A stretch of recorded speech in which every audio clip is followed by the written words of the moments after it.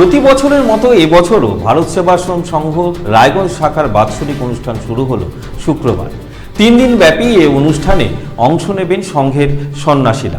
আগামী রবিবার পুজো পাঠ ও শান্তিযজ্ঞের মধ্য দিয়ে অনুষ্ঠানের পরিসমাপ্তি ঘটবে বলে জানিয়েছেন আশ্রম কর্তৃপক্ষ। আরও একবার জানিয়ে রাখি, প্রতি বছরের মতো এবছরও ভারত সেবাশ্রম সংঘ রায়গঞ্জ শাখার বাৎসরিক অনুষ্ঠান শুরু হলো শুক্রবার। 3 দিন ব্যাপী এই অনুষ্ঠানে অংশ নেবেন সংঘের সন্ন্যাসীরা। আগামী রবিবার পুজো পাঠ ও শান্তিযজ্ঞের মধ্য দিয়ে অনুষ্ঠানের পরিসমাপ্তি ঘটবে বলে জানিয়েছেন আশ্রম কর্তৃপক্ষ।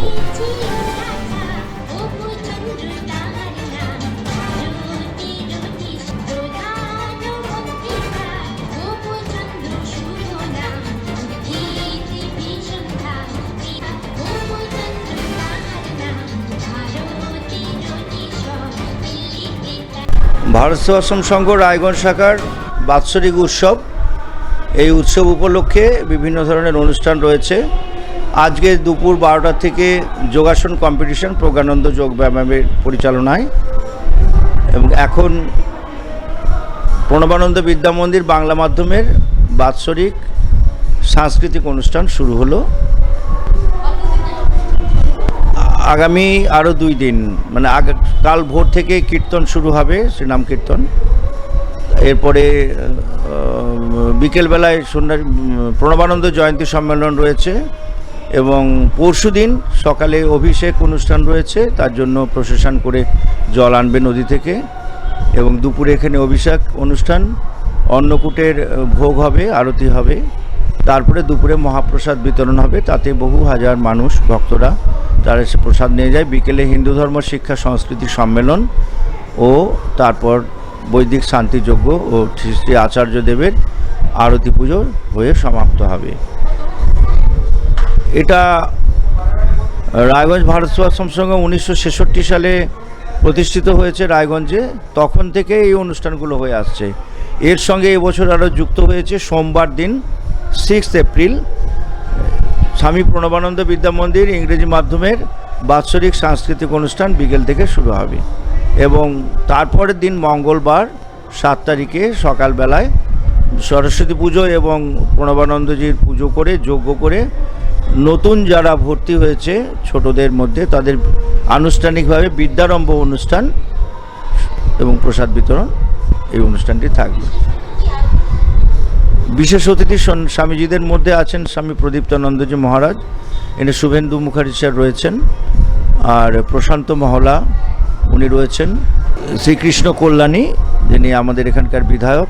এই অনুষ্ঠানে বিশেষত্ব রয়েছে আচার্য প্রণবানন্দজি যে তার যে আদর্শ বা তার যে ভাবধারা, একটা হিন্দু ধর্মের একটা বৈদিক সাংস্কৃতিক ভাব, একটা ধর্মীয় ভাব, সেটার বিভিন্ন দিক থেকে মানুষজনকে জানানো, ভক্তদের এখানে আহ্বান করে তাদের মধ্যে সেই ভাবটা দেওয়া। এখানকার বহু এবং আজকেও দীক্ষা নিয়েছে বহু মানুষ।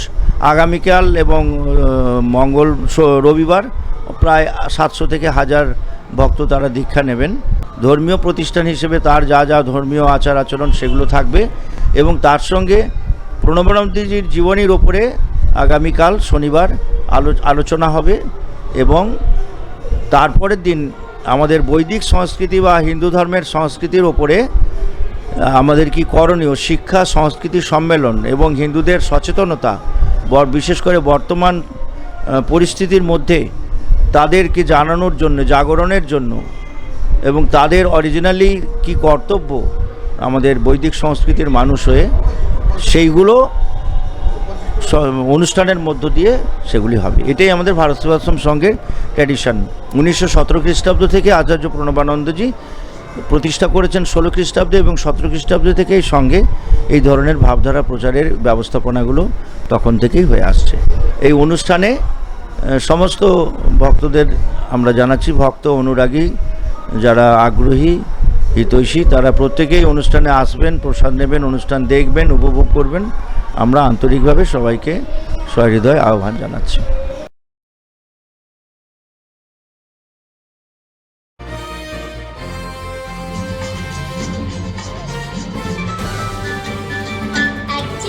ছিল রাজা অপু চন্দ্র তাহার নাম।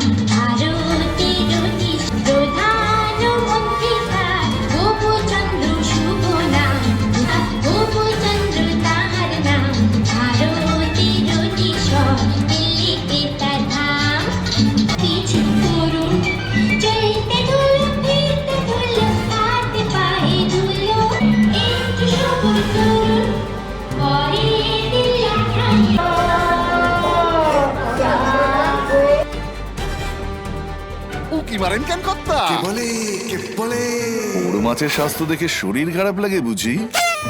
কি বলে আরে মাছেরা বলছে এবার থেকে আপনার মাছেদেরও দিন কল্যাণীস প্রিমিয়াম ফ্লোটিং ফিশ ফিড। ভাসমানে খাদ্য আনে লক্ষ্মী মোদের ঘরে জলকে ছালাক ছালাক। ঘরের লক্ষ্মী আজই ঘরে আনো কল্যাণীস প্রিমিয়াম ফ্লোটিং ফিশ ফিড। ভাসমান খাদ্য।